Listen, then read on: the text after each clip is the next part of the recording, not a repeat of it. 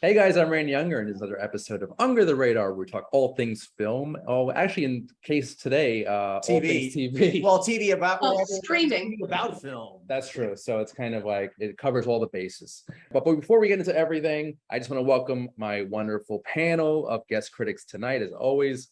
Right here, Mr. Forrest Bennett. Welcome, sir. Randy, good to be back. Good to see you. We've got Erica A. Erica, how you doing? Hey, Randy, glad to be here. We're back for another fun adventure. Indeed, we are. It's always an adventure on the show. And we've got the fearless couple, Rachel Cole. We've got Eric Godfrey. Hey, guys, how's it going? Hi. Good. And I think I spy Dobby in the corner. Is he asleep yet? He is passed out. asleep. He is under a pile of blankets. I've Oh, had a long day of doing nothing. good. I envy him. So it's good to see you guys. But before we get into the fun stuff, I just want to address some, unfortunate news this week. We lost a few people in the entertainment business. We lost Miss Anne Heche, talented actress. She was very popular in the mid to late 90s. She had a relationship with Ellen DeGeneres that was highly publicized. And I think they were like one of the first like high profile lesbian gay couples in Hollywood at the time. I think Yeah. you're right about that. And she was really good. Like I most recently saw her a couple months back in 6 Days, 7 Nights with Harrison Ford, and she was funny, and I thought she did a great performance. I remember seeing her in the Psycho remake when I was a kid. Yeah. Which nothing against her performance in that, but it was a very pointless movie. It was a shot-for-shot remake. Yes. It was 1998. Vince Vaughn was Norman Bates. 98. I felt it was early. Okay. That's Van Sant directing, but I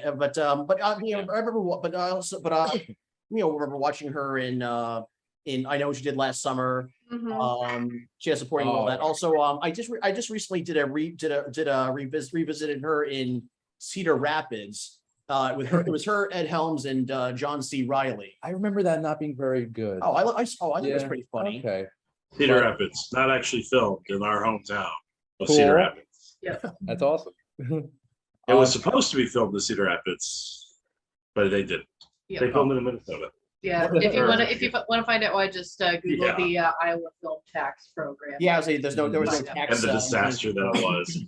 Okay, well, okay, so we lost Anne Heche. It's a terrible tragedy, obviously. But we also lost a fantastic director, Wolfgang Peterson.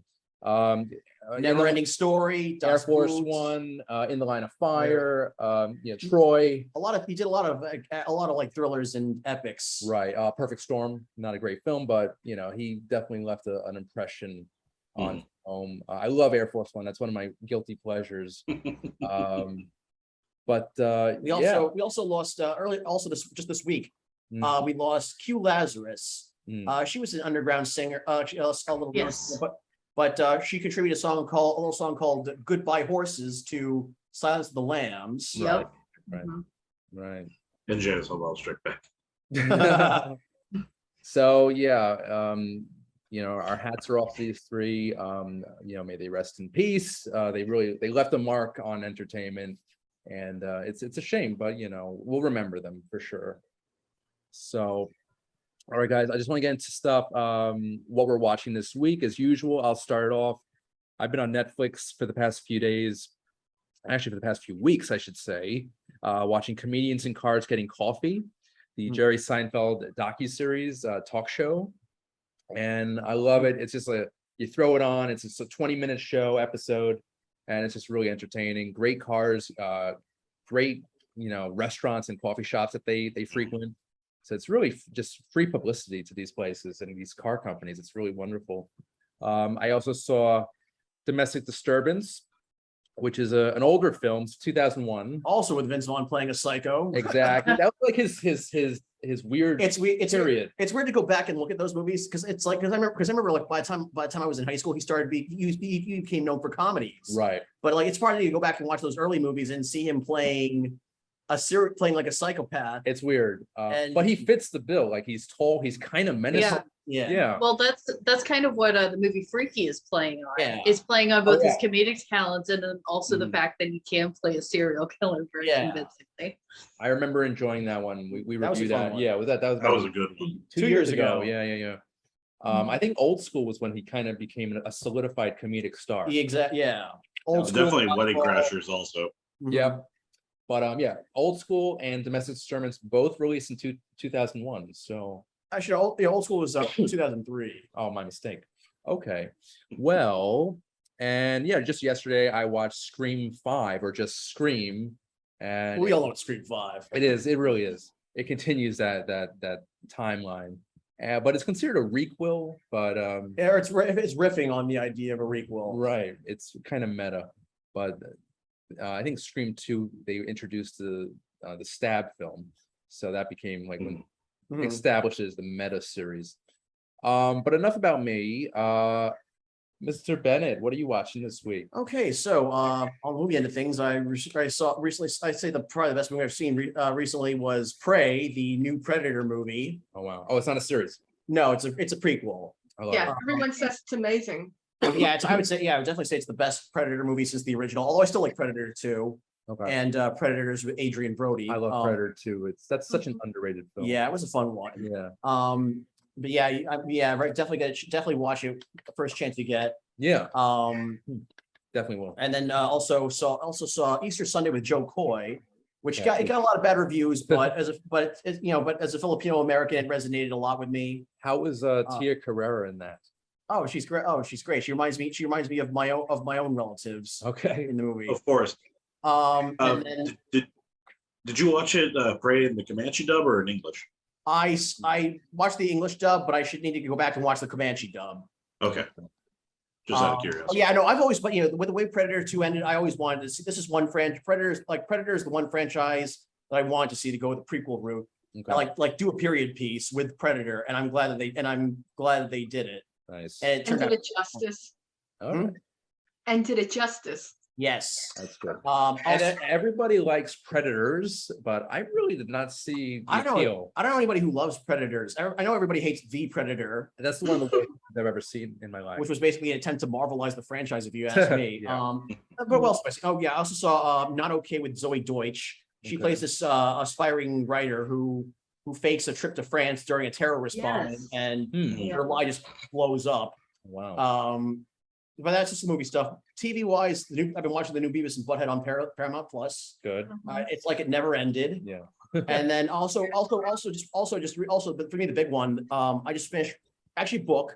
I just finished reading it this week called "I'm Glad My Mom Died" by Jeanette McCurdy. It's a memoir. She was a former child star. Okay. She starred on the Nickelodeon sitcom iCarly and its spinoff Sam and Cat with Ariana Grande. Okay. And she goes into her life about from the time her mom pushed her into acting at 6 years old up until recent years. Okay. And she's 30 now. Yeah, she's 30 now. She goes, but basically talks about the abuse that she went through at the hands of and the kind of like how she dealt with it afterward. Okay. Of her late mother. All right. It was a page turner. Like I found it was very heartbreaking and hilarious at the same time. She's got a very unique writing style. Interesting. I highly recommend reading. Like even if you didn't grow up watching her stuff, I highly recommend reading the book. Last week I went to she did a meet and greet / book discussion in Brooklyn. So I went to that. Okay. Met up with her. Got her. She knew who I was when she saw me. That's amazing. I know. Saw the photos. I know there's a video out there too. Because she was like asking the audience to wish her luck while she read a passage from her book while holding a microphone. I wished her luck. She's like, "Oh, thank you." She thanked me by name. Nice. Wasn't expecting that. All right. But it's a great. But yeah, I'm glad my mom died. Read it. It's definitely it's Okay. a very good book. Anything Excellent else? book. Anything else? I think that's pretty much it. That's pretty much it for now. All right. Miss A, Erica A. What do you watch? I know you're always watching something good. Oh, I'm always watching things, but right now we're at a little cuffed where everything sort of just cut off and finished, I'd say last week. I mean, we had the captain, which of course was the multi-part thing about Derek Jeter, Mon Capitan of the Yankees, and we went through each of the World Series. And I'd say one of the more interesting factors might be who he asked and who he didn't ask to come on, and what they did say and what might have been edited out, but we went through the whole thing. And I'm looking at everyone. I'm like, okay, no one cares. No one's a Yankee fan. Sorry. Yes, yes. Yeah. Okay, do you follow? But I have not gotten around. I'm ashamed to say I have not got around to watching the captain yet. Shame on you. Okay, no, Yeah. they did do it a little hard to follow. Some weeks it was 2 episodes a week. Some weeks it was last week's episode and this week, so you never knew which episode to catch up on. And of course, they'd also be replaying it between ball games, so it was never in the right time slot because a sporting event would play longer. And then you're like, wait, is this the episode I'm missing? No, it's the game ran long. All right, I have to sort of keep flipping back and seeing where we're up to in the hour because it does do abrupt cuts.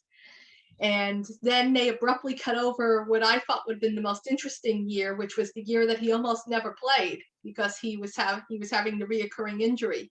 Yeah. But at one point he just goes, oh, and I only played 14 games, so that was a lost year. And abruptly it then cuts to the next year. And I'm like, but that was the year that all your core were retiring and you were the last one left.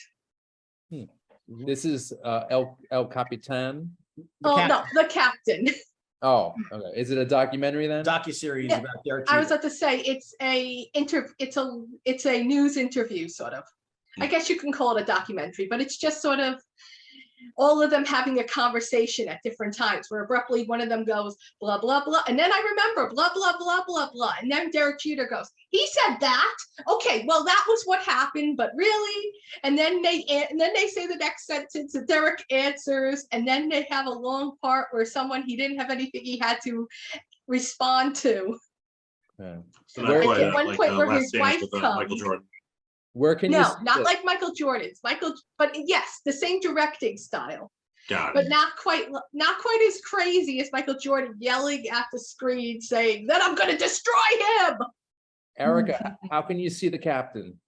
I assume it's probably connected to Disney because it was an ESPN thing, so they own it. But I don't know if it'll be on which streaming service or if you just go on demand. Okay. I think Which is Hulu how I has would its own watch. streaming service. Well, I think ESPN is like an add-on for Hulu. Yeah. Like there's like a Oh. package you can I get think- that I has think you're Hulu, right. Right, with Disney. Hulu, ESPN, and Disney Plus. That's what I'm saying. I don't know if it's on all three. It might be on Hulu, I believe. I think I've seen it in the background, but I've already watched it, so That I might be what's on personally am ESPN. not a Plus. big streaming person because when you stream, it just sits there. But okay, so I finished that. I finished Westworld. Westworld just wrapped up the most recent season. They brought back a few of the characters I was happy with. A few of the characters are playing more than one part right now because they're themselves, they're the robot, and you have to watch really, really closely because you have to figure out which one is speaking because they look exactly the same. That's trippy. Is this? But I mean, is this connected to the movie from the 70s with Yul Brynner? it's like a reboot, but it's HBO okay. series. It's been about 5. That's what I was like, serious? When you told me what we were watching, I'm like, it's not going to be Sandman and Westworld. And you're like, no, we're doing different reviews this week. But I'm like, okay, that's what I would have thought. So Westworld, all the cast were there, even people you thought were dead Uh-huh. Okay. No because they're spoilers. robots. So, Like you do. All right. and then of course I've been watching the show I never get the title of when it comes each summer, which I call the Freeform Witch Show, which is Mother Salem something. Yeah, I know But I've been exactly which follow- one you're talking about. Okay, I don't know the I've name been of it. but- following the show for years. They did threaten to say before the show even came out, this is the final season. Tune in for the final season. I'm like, I never can find the show. I don't remember the title. It has like 5 words in it and none of them go together. But all right. it's went through a lot of great twists. And if you haven't watched it, I'd say tune in. This 3rd season has really been its best season so far. Another show that just finished, Becoming Elizabeth, but you know me in my time period pieces. Of course. Didn't go as far as I thought it would. Everyone's still alive. I thought she'd at least be up to Mary becoming queen, but no, they only got as far as the Seymours. Okay. I know, no one, you hate period pieces, No, I so don't hate them. I mean, I just got to get you it. say you fall Obviously, in that case, asleep I don't have during to them. feel like Prey then. I got to be in a very specific mood, and it depends on the period. Okay, well, this is Henry VIII just died and the steps of getting Edward into power and who's going to be speaking for him because he's an 8-year-old child. Right. Sorry, just the whole notion of Prey being a period piece. I'm like, is that Randy? Is that what you need for all the Jane Austen period pieces, like Pride and Prejudice? You need a Predator in the Yeah, that's background. it. Pride and That- Prejudice I'm and set. Predator. Mr. Darcy. Just do it. Yeah, Just put a Predator in all of them. That's not a good idea. That's not a bad idea. actually. well, then watch Pride and Prejudice and Zombies. Sort of the same feel. Yeah. Wasn't there an Abraham Lincoln? And Vampire Vampire Hunter. Hunter. There was. Yeah. Lincoln Vampire Hunter. I Yeah. know, when I come on, the vampires start talking. Well, when you figure out the name of that show with the 5 words. Just type in freeform witch show and it will tell you the ridiculously long name. It has the Oh. word Salem, one of them in it. I don't know if it's the third or the second word. All right. I I'll think Google it. it's Mother Salem something fort. I don't know something, but like she said, I know Oh. the show sorta. It takes place in Motherland, present. Fort Salem. All right, what was it? Motherland, Fort Salem. Okay, And you were every right. word was wrong. Freeform There it Witch is. Show. That was the first result that popped up. Okay. Are there any predators in there? No, there were only witches and a corrupt US government who is trying to take their vocal cords out and sew them to their own bodies. Whoa. I Like you love do. it. Anything else, Erica? Oh yeah, some animated stuff, but I mean, like my great obsession, Ladybug and Cat Noir, season 5 or 6 is out in another language and they've dropped the first few episodes and sitting there at the edge of my seat, it's like, okay, I'm gonna wait for English. I'm not gonna watch it in French or Portuguese or anything else. And it's like, okay, everyone's like, Adrian is finally noticing Marinette. He's not obsessed with Ladybug anymore because Ladybug only loves Adrian and Ladybug can't love Cat Noir, who happens to be Adrian. Okay. Noted. And Hawk Moth has gotten all the other miraculous, so there were no more holders. Okay. Gotcha. All right. We're gonna move on. Rachel and Eric, what are you guys watching? Well, there's only one show that matters, and that's every Friday when Nathan Fielder's The Rehearsal comes back on. I disagree about that. The rehearsal has been very good on HBO Max. It's Okay. definitely kind of breaks the mold for what a reality show looks like. It's kind of reality show, social experiment, deep dive into the psyche of Nathan Fielder. Hmm. The other things I really loved that I've watched recently, I was watching alternatingly Sandman with Midnight Mass on Netflix. Finally Okay. got around to watching that. That was So a do you great. feel the two of them go together, or are you just like alternating back and?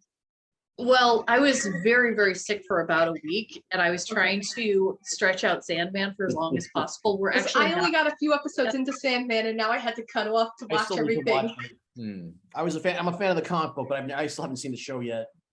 It's a wonderful, It's great, a great like, visual. Gaiman. You can tell this is what Gaiman's been waiting for. Why he's But held off so long and adapted it. weirdly, the two of them actually are good companion pieces because Midnight Mass is, if any of you are not familiar with it, it's a mini series by Mike Flanagan, who did Dr. Sleep, Haunting of Hill House, Hush.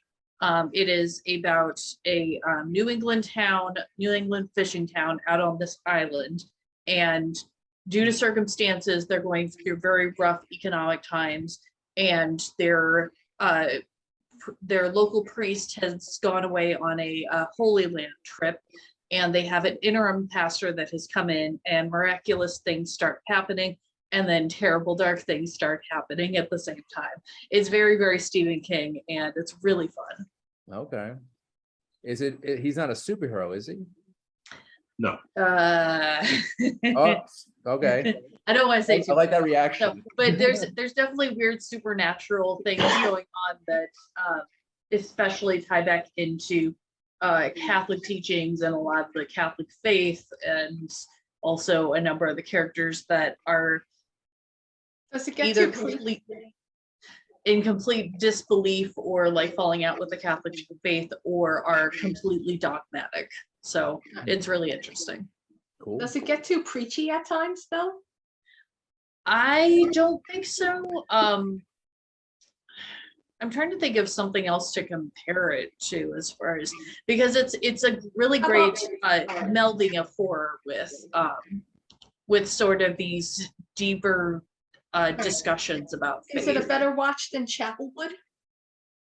I'm not familiar. Yeah, not familiar. Oh, that came out a few months. Okay, you didn't sit through Chapelwood, No. Chapel. which also was built up off of Stephen King. So that's why I was like, Well, this one is probably the best Stephen King story that Stephen King didn't write. Cool. And what platform is that on? Netflix. Yeah, it's on Netflix. And the one other show that I will give a shout out to is Toucan Birdie, which is still on HBO Max for now. Fingers crossed that it doesn't get canceled from another streaming platform. And that airs on Sundays. They're on their 3rd season. Well, technically, it's on Adult Swim, and then gets put Yeah, on HBO. yeah, it's You have to Adult Swim to cancel it, not HBO. well, yeah. All And right. I haven't seen anything that they're ready to cut Adult Swim shows, apart Right. from where all the cuts are going, and they keep announcing new ones every day.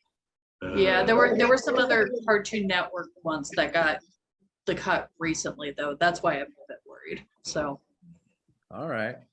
Well, speaking of great TV shows, we're about to talk about one that is amazing, one of the best I've seen in recent times. It is on Hulu.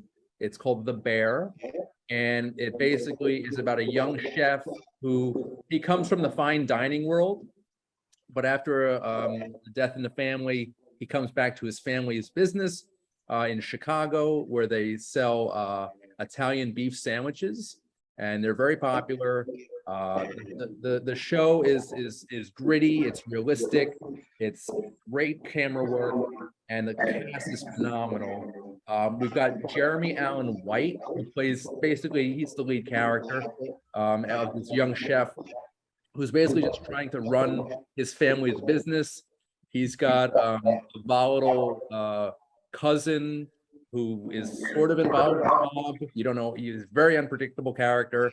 You got the entire kitchen staff. They're all over the place. He's just trying to bring some order to the place. We've got a very young chef who joins the kitchen and she's trying to like improve things. There's a lot going on, and this is only in season 1. It's been renewed for season 2, which is amazing. I cannot wait to see what's going to happen to these characters in the 2nd season. This is one of my favorite shows right now. And I want to thank Rachel and Eric for bringing it to my attention, because this is phenomenal. And I loved it since the first episode. And since you guys introduced it to me, take it away. What were your thoughts on season 1? do you want to I- get this up? Sure. So, I mean, if it wasn't for the rehearsal, this would be my favorite show of the year. It's pretty much right up there for Tide. It was a complete breath of fresh air. It's a nice 30-minute show, 8 episodes, and what I just love is it just dumps you right in the middle of the story and does such an amazing job of constantly catching you up with these characters that are just very eccentric, to say the least. And it probably has the best half hour of TV this season, and which in the one episode that is a single take. Yep. And just the fact that it gets the just chaos of even just a small sandwich shop that shows that can happen behind the scenes. And I mean, it's just every actor's on point. The story is amazing. And like I said, if it wasn't for the rehearsal, this would be hands down the best show of the year. And now I'm going to add the rehearsal to my list. Thank you. And Rachel, since you have a culinary background, I know you work in a restaurant. How realistic was this? Did it nail it?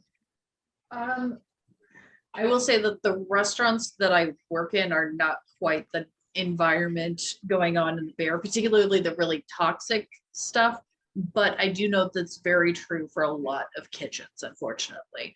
That sort of, and especially towards the beginning of the season, the Bear, like when he's first coming in and there's this very toxic element going on in the kitchen that people have kind of given up, and they're just like, especially the older woman that's working in the kitchen, who has a very initially very antagonistic relationship to the young chef coming in. And it's just like especially the sort of notion that, well, I've been the only woman here for a really long time, and I've had to put up with all this bullshit, so you should have to put up with it too. That's actually a very common attitude, unfortunately. But as far as a lot of the little details of it, the line cooks going out for a smoke, drinking out of quart containers, that's very much on point. Why can't they just have a water bottle out? Well, there's certain materials that you can't have like on the back line, just like health regulation wise. Okay. So, and usually they're just very available. Pint and quart containers are all over a kitchen. And they really nail also the stress of like a dinner or lunch service at a restaurant like that. Kind of the hectic, chaotic energy. And also like the beauty of the season is seen as it goes on, that each of the chefs end up becoming kind of empowered in their role in the kitchen. Like the pastry chef, kind of coming into his own and figuring out these recipes, and of course the chef that I was talking about before, the older woman working in the kitchen, how she goes from kind of being checked out to being like, wow, this place can be amazing, and like kind of embracing that. It's a really beautiful journey to watch, and also seeing the ways in which, even when you come in with the best of intentions, how things can break down so quickly, like they do in the one shot episode. That is and a lot of people that have worked in kitchens and have left the industry have said that they will have nightmares like that for years after leaving the industry. Like particularly the scene where he's like basically sleepwalking and sleep cooking and almost burns down his apartment. Right. So I think that it really captures that energy, but also the passion that a lot of these people have for what they do, and how much they care, and how difficult, just utterly difficult it is to run a restaurant. Yeah. Just period. Just owning a restaurant is very hard. And I love the flashback sequences of the really polished, fancy restaurant in the city with Joel McHale, like being a total like a drill man. sergeant. Yeah, very. And huge shout out to John Bernthal's brief cameo where you're just like, oh man. I know. No spoilers, no spoilers. Yeah. Yes. And also got to give a shout out to one of my favorite character actors, Oliver Platt, showing up as the potentially local mob boss, the local money, that just keeps lending this restaurant, keeps on lending them money, and keeps just giving subtle hints that one day he's going to collect. So very tense, what's going to happen? Erica, did you see the show? Yeah, I sat through it all. I mean, I actually thought it wasn't as bad as I expected it to be. At first, I'm like, oh, great, this is a present day thing. I am taking time out from Harley Quinn. I can't believe I forgot to mention season 3, just after years of waiting, and from Sandman. And I'm like, actually, this isn't that bad. It's a little gritty. It's a little too contemporary for my taste, but it really does match up to other movies and things that are based in a restaurant. They use the right terminology. The characters are different enough that they are each their own character that you're vested in, and the plot itself is dynamic. And I didn't even notice Joel McHale. It is okay, so he pops up another place. He's good at popping up places. I love the mob boss loan shark character. He was amusing. Yeah. And I found the growing power that the young girl had as a growing character to be interesting. The only thing that I did not really find engaging was the family dynamic. The cousin who's not the cousin, and the sister who is his sister, and the guy who doesn't seem to know which end is up, whom is she married to him or is she just dating him? But it's like, okay, they were the only characters I felt really pulled away from the show and took something from it. But it really wasn't a bad watch. And like you said, it's only 8 episodes. So if it returns for season 2, maybe I'll look at it. Not sure, but it really is a worthwhile watch. If you like cooking, if you like shows about family dynamics or about confrontation or people coming into themselves, or just you like a Chicago feel, it did feel very realistic to the city. It was well lit. It was good aerial shots of the outside. It just really felt like it could be there. So I'd say, yeah, it was a okay watch. Very authentic. It really did feel almost like a documentary in some points, which is just so gritty and real. Not quite that far, but And I just want to mention a movie that came out a couple years ago called Burnt, starring Bradley Cooper, which this kind of reminded me of. yes, a great deal. I see that Also too. about the intensity of the kitchen and how volatile it can be, and how it could be like really damaging psychologically. No offense, Rachel.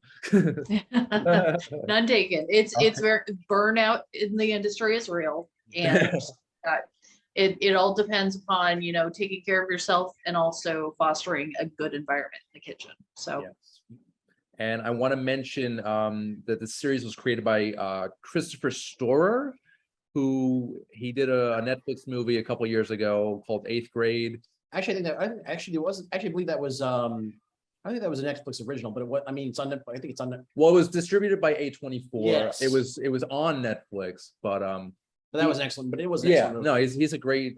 He's got a great eye, great style, and season 2, cannot wait to see it. Unfortunately for us, I know you didn't get a chance to watch it, but I think I might check it out. yeah, from what we're saying, would you Probably. Okay, cool. Yeah, and I also have to mention Hiro Mukai, who produced Atlanta with Donald Glover, is also this is part of his producing partnership with FX. He's also I believe an executive producer. So that's at least two. So that's at least 2 community cast members that he's collaborated with. Mikhail and Yes. Glover. Yep. Yes.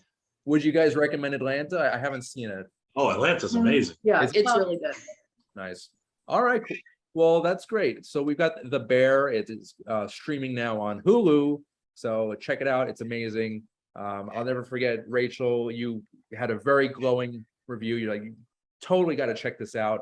And I'm really glad that I did. So we'll have you guys back for season 2. Oh, definitely. Nice. All right, guys. So we're just going to take a short commercial break, but we'll be back with more movie reviews, TV reviews right after this. Under the Radar is brought to you by Magnitude Jewelry. Add a 2 to match your attitude. Patent pending interchange genuine gemstone and crystal EMF protection jewelry. For more information, please visit magnitudejewelry.com/gemgirl or call 718-268-6634.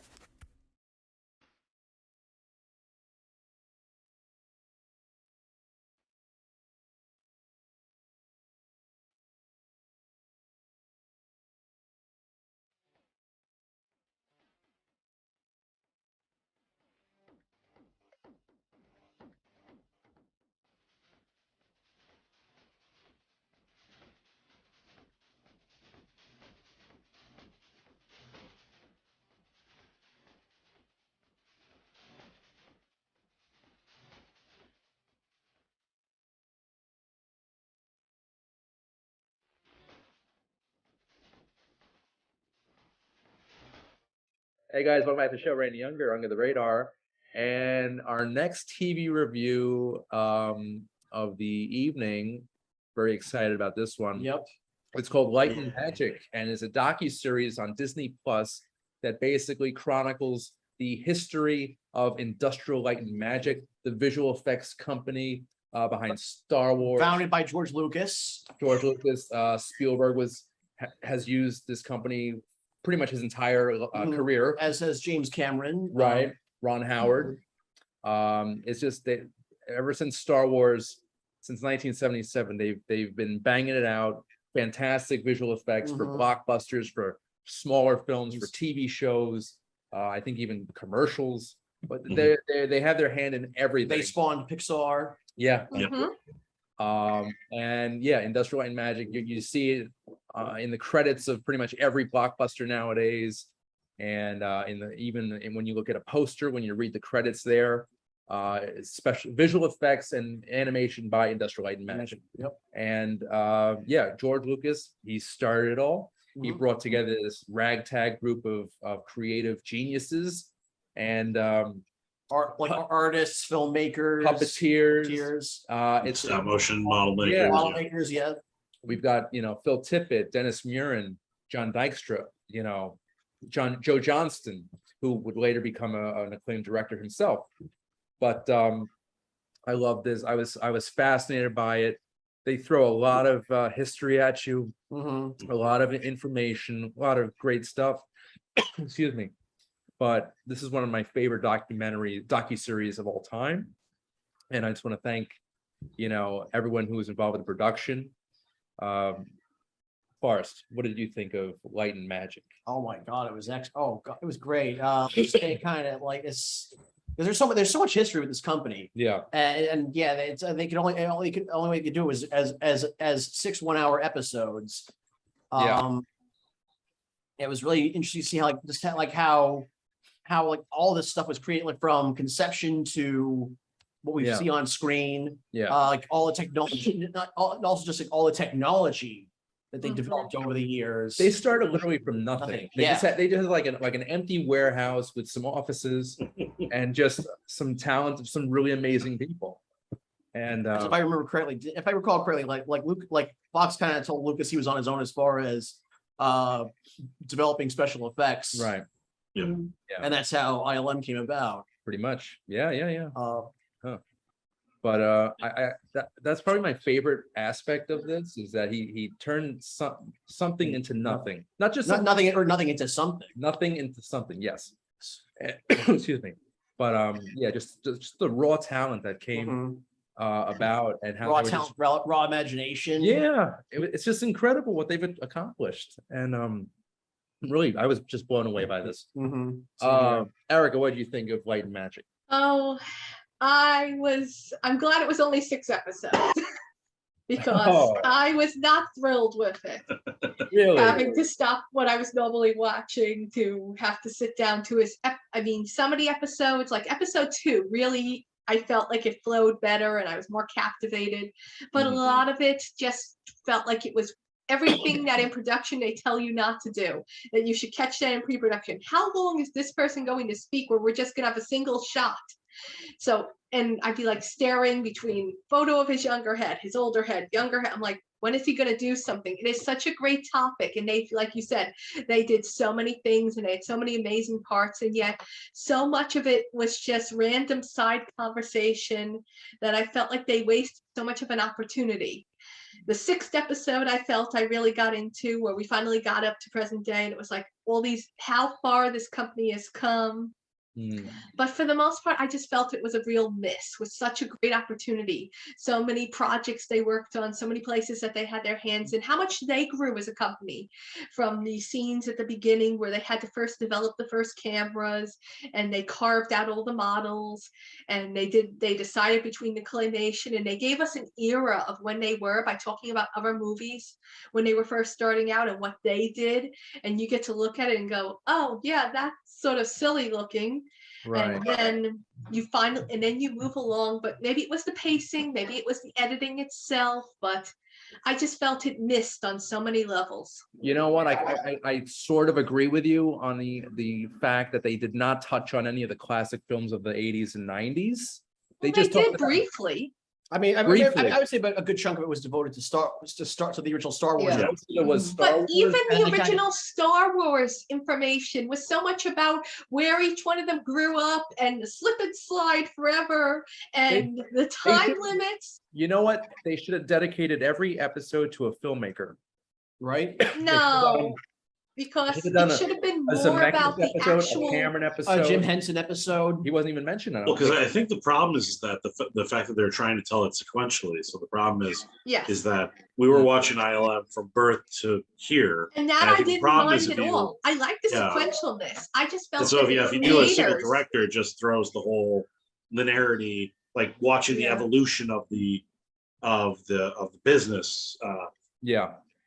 But I just felt too much time was spent on backstory on each of these individual people, and it's like, yeah, but I'd rather see them actually make things, and I'd rather see Which the excitement of the moment. I agree, but I think the thing that I think where I would disagree, and I get where you're talking about, because it seems like you're less about hearing their stories and more of how it's presented, how it's more how it's made, which is weird because literally it's just a documentary about how the Star Wars made. But what I think what I appreciated about is that sometimes, especially in a thing like Star Wars, George Lucas is Star Wars, James Cameron's Terminator, you get Mhm. the figurehead at the top of the ship, and you forget the hundreds of thousands of chefs that make that Yes. cook up that thing. And so Yeah, what was and that nice, bring their own. and bring their own Yeah, heart to it, yeah. and especially with ILM, where you got the heart from people who were just in their rooms with a stop motion with a camera and their little GI Joes and dinosaurs Yes. banging them against each other. And But that I taking didn't that mind. I love. liked the banging them together in the little GI Joes, but I hated the part where they'd say, and I was in this room, and suddenly someone walked in, and then they cut to them, the picture of them standing there. And it's like, and then it's like, how long are we going to be frozen on the still shot of watching them have their first meeting, and then finally they speak again? But it's the thing of it's about ILM, the people. So the work is there, but it is about the studio. It is about Okay. them and just them as a family. And I think that's where the focus is trying to show And team. them as the individuals and the work. And they definitely focus a little bit on those like with the unsung heroes, like those two guys that would share the same office space. Yes. Which is kind of like Yeah. a fraternity, like two roommates. So there's that. Well, and just I find it fascinating about how even it goes into itself of where ILM has gotten to the point where it made itself weirdly obsolete, where it advanced its technologies to the point where the technologies it advanced were made obsolete by their advancement in computer graphics. Yeah. One thing that does kind of worry me a little bit about the framing of the documentary, particularly towards the end, where it's talking about, people that grew up watching ILM movies and are now working there, is it almost plays out as like a come work for ILM in a very So it's like un- a pitch. yeah, Like in a very recruitment uncritical way, meeting. much the same way that Pixar was pre-John Lasseter fallout. And Mhm. once all those stories came out about some of the more toxic elements of that environment. And I worry that by setting ILM up on a pedestal, as opposed to treating it like what it is, which is, yeah, a group of really extraordinary people that worked on stuff, but it's a workplace. It's you can call it a family all you want, but it's like you probably shouldn't set it up for that expectation. I think a problem you're always going to have is for basically anyone who is a child of Star Wars, Indiana Jones, of all those properties, that era of filmmaking. ILM is a legendary studio because of like even at a young age, I knew ILM was responsible for there was always Star Wars and ILM, Indiana Jones and ILM. It was always that. So there's such a legendary thing that I think it's impossible to not see them on that mountain. But also because this was being produced for Disney Plus, Right. it's clear that they also had to self-censor in some ways, as Yes. far as especially when they're Movies that they don't own the rights to were clearly given a much shorter blip on the Back to the Future, Ghostbusters. Well, yeah, they had some Ghostbusters 2 moments Yeah. with the statue. Well, I think you're talking more of the work I'm environment. talking much more about the after work parties that they were talking about. That Okay. there was oh yeah, in that room they're we had dartboards, we had beer, and that's almost like a ... We're not gonna say cocaine. We're not gonna say it was kind of a thing that it's Yeah. Remember not to say 'Cause the it was things that will that not era. make this safe for Disney Plus. Like, I don't think that was Disney Plus. I think that's them in general. It's like the yeah, we're not gonna yeah, yeah. like it's the thing of So- it's Too like much this information. isn't a behind the music of the and then they got addicted. You know, it is a Yeah, it is a fluff piece. but it did feel very apparent to me watching it. I was like, I think that your party room was probably more than just dartboard and beer. Well, they painted a lovely picture and it looked like an awesome place to work out in the 80s for Yeah. sure. Yeah, definitely. I'm not discounting You're any looking for of that. skeletons. I think You're looking for no, skeletons in the no, closet. no. Like that's the thing is, I'm not looking for skeletons, and that's No, the what you're reason why I saying don't. makes perfect sense. Yeah, I Where's don't the want it- beer I don't pong? want it Where's the crossed out. snorting? That's the era that they started going, that every other project, it's like, oh, and yeah, I just would go to this party and everyone was doing it. Mhm. But that's the thing is like I want people to look at these companies as what they are. They are companies. Like ultimately they are going to look out for, like their work and everything. Like I don't want it to be another Pixar situation that it's like everyone thinks that they're going to go work at ILM and that it's going to be like everything's going to Magical. be perfect and never have any problems. Like, but I just want young people that are going into the industry to go in with the right expectations. So that's it. They should have had a disclaimer, Rachel, for sure. Yeah. But I loved it. I thought it was fantastic. same here. It was definitely a lovely education and something I love. Mhm. It actually reminded me, they came out with a similar documentary in 1999 when Phantom Menace came out. Yep. Which was about the history of ILM as well. Not as in depth as this, but it definitely. I was 14 at the time, so it opened my eyes to like the behind the scenes aspect, the wizardry that goes behind Mhm. some of these great films. So Well, the DVDs of the of all the prequels, no matter what you think of the prequels themselves, the DVDs they did extensive documenting of the entire filmmaking process for all three prequels, and especially Episode 1, and almost like to the point where it's like, I think the making of Episode 1 is way more interesting than Episode 1 itself. Yeah. that's pretty funny. I know, episode 1 is just, oh, so many adjectives that Well, don't fit. we won't go into the prequel stuff here, but it's the thing. I mean, and a lot of what George acts like in that, you see the foundation of that being built, especially in his dealings with the creation of ILM. Right. And in the first few episodes, as you see that George taking shape. Yeah, that dedication Lucas, as yeah. an artist and a filmmaker. Like he basically had he had a mild heart attack in a way during the production. Considering the production nightmare that was the first Star Wars, I don't know how he survived. Well, he did it, and now he's a billionaire. Yeah, so now he owns half the world. So it's crazy. Merchandising. Yes. exactly. Baseball's the flamethrower.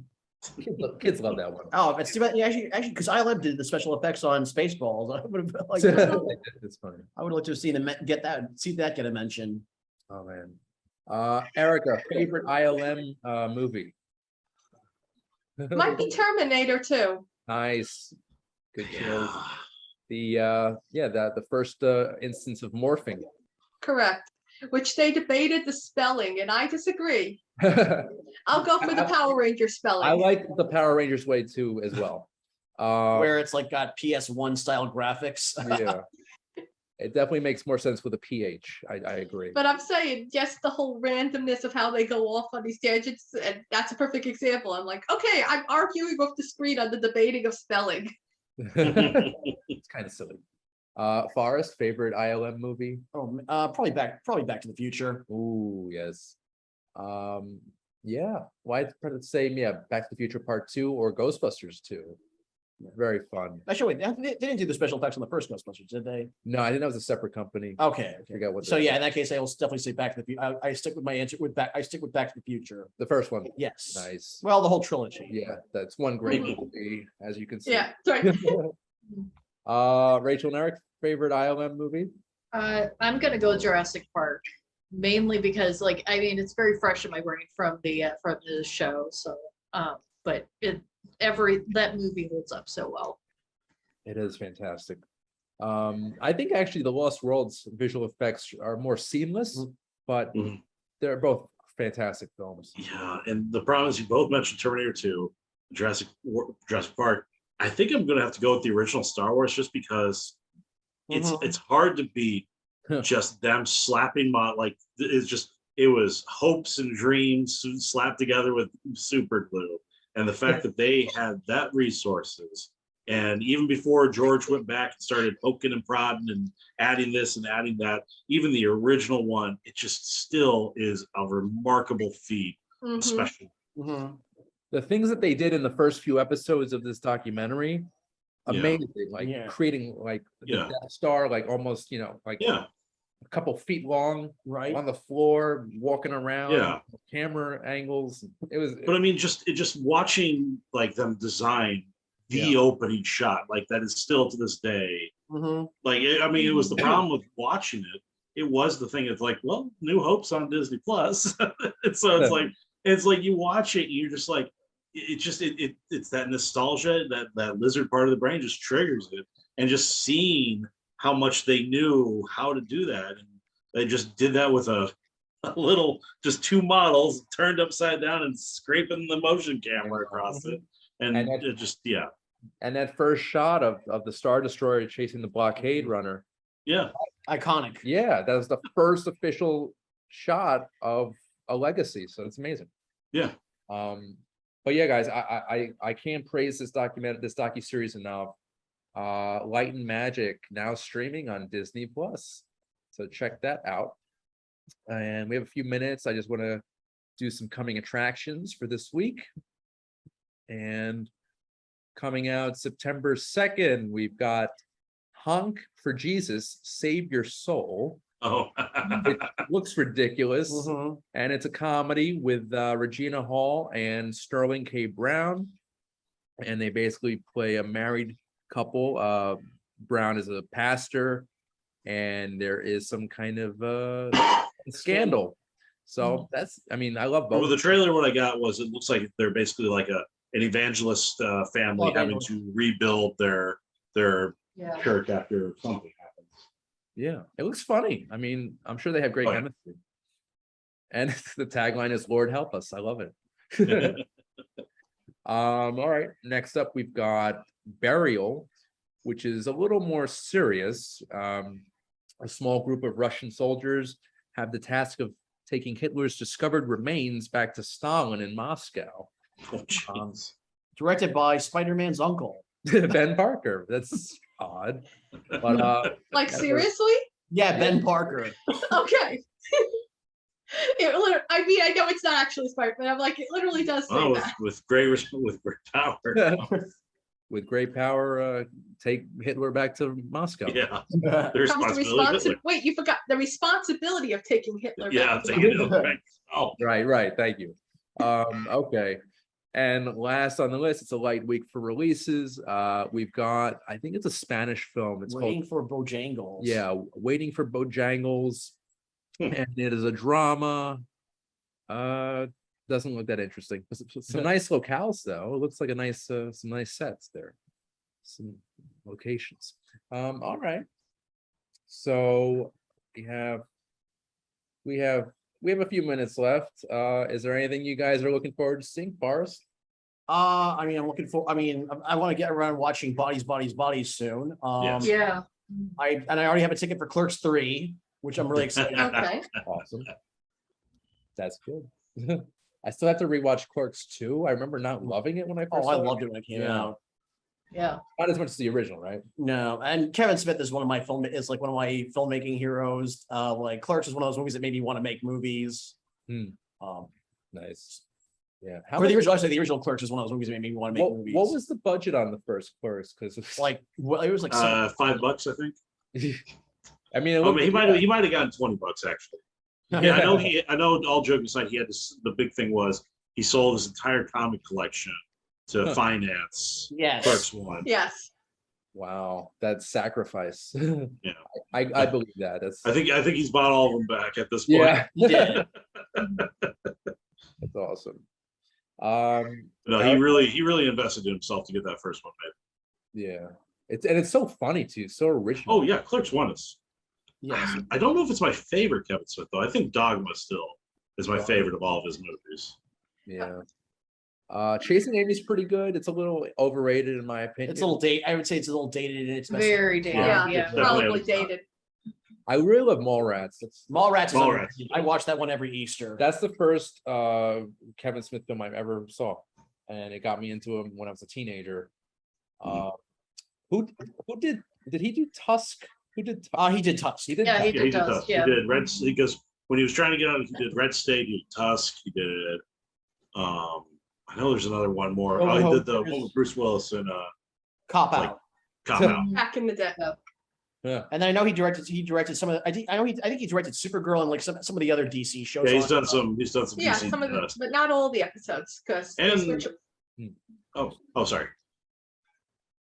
no, Um, I was I was just gonna say, and agreeing. probably the best thing he's ever done, if you ever want to, is the Evening with Kevin Smiths are absolutely just some of the best, and basically just telling all the stories, and especially the Superman's, Yeah. him telling the story of him trying to get giant Superman.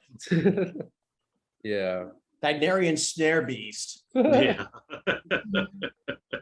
that is silly. Rachel and Eric, anything you're looking forward to seeing? I am very much looking forward to The Whale, upcoming, directed by Darren Aronofsky, released by A24, part of the Brendan Fraser Renaissance. Yes. And just fantastic cast. The original play is really powerful. I can't wait to see what they do with it. And I'm also really looking forward to Don't Worry Darlings, which is the new film from Olivia Wilde. Oh yeah, that's coming out With Florence Pugh and that looks really interesting. Nice, I want to see that one. nice.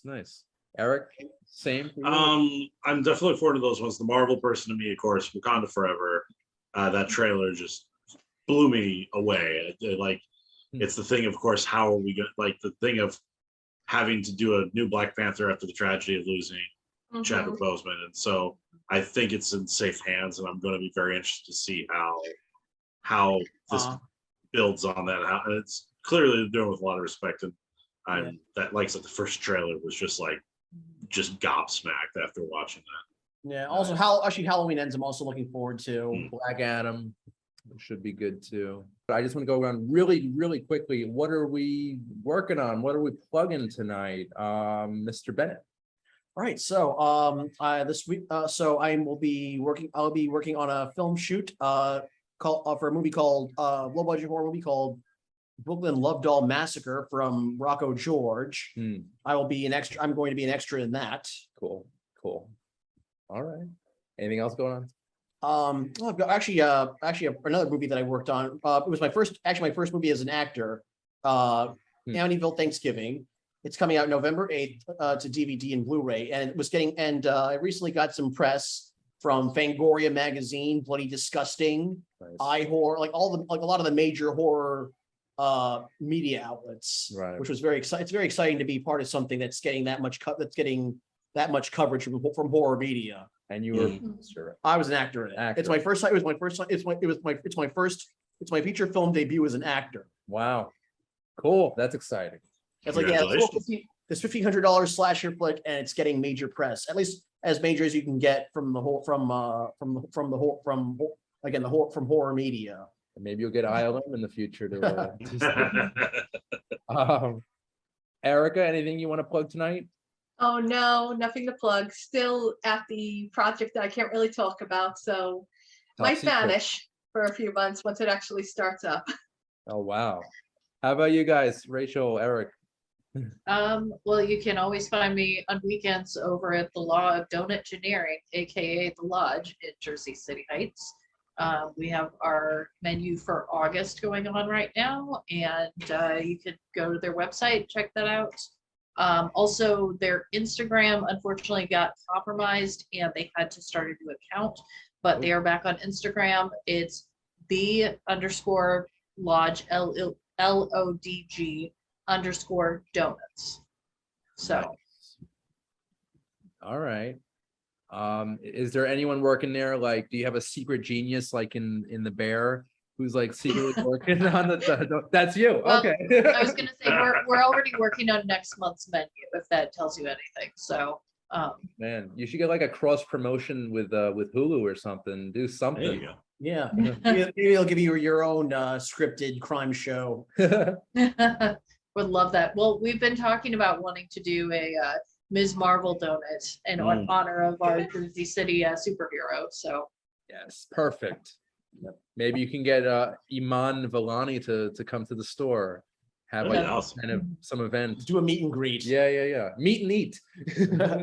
Get all the marbles. Yes, I love it. Eric, anything for you, sir? No, eating the donuts. Actually, I do have one more thing. Oh, yeah, Because last summer I worked on this Friday the 13th fan film called Victim No More, written and directed by Bobby Heckman. I'm actually going to a screening for cast and crew this tomorrow night. Okay. But it should be premiering online, I think either next week or like in September, but it's coming out soon. Really excited about that. Okay, I know it'll be premiering at Creature Feature Weekend in Gettysburg, Pennsylvania. cool. All right, well, looking forward to that. Can't wait to share with all you guys. So. Yeah, definitely. And also I wanted to mention, I just found out today, the Nighthawk Cinema in, I think, Williamsburg location, they're going to be screening the Coen Brothers classic from 1991, Barton Fink, with John Turturro, John Goodman, and Steve Buscemi, among others. So it's one of the greatest Coen Brothers films of all time, in my opinion. And it's just a crazy nightmare of a movie, but it's so beautifully shot and beautifully acted. So that's at the Nighthawk, September 10th and 11th. So check that out, Nighthawk Cinema. And if you guys want to see previous episodes of Under the Radar, just go to the YouTube channel, subscribe, share, spread the love. You can also see new episodes of Under the Radar every Monday at 11 a.m. Eastern on Manhattan Neighborhood Network, also on cable TV channels, FiOS 3483, FiOS 34, RCN 83, Spectrum 56, and 1996. And it's also streaming on the Lifestyle channel. So check out Under the Radar there. I want to thank everybody tonight. This is a great episode. Great to see you guys. And yeah, and I'll see all of you next time. I'm Randy Unger. This is Under the Radar. Take care, guys.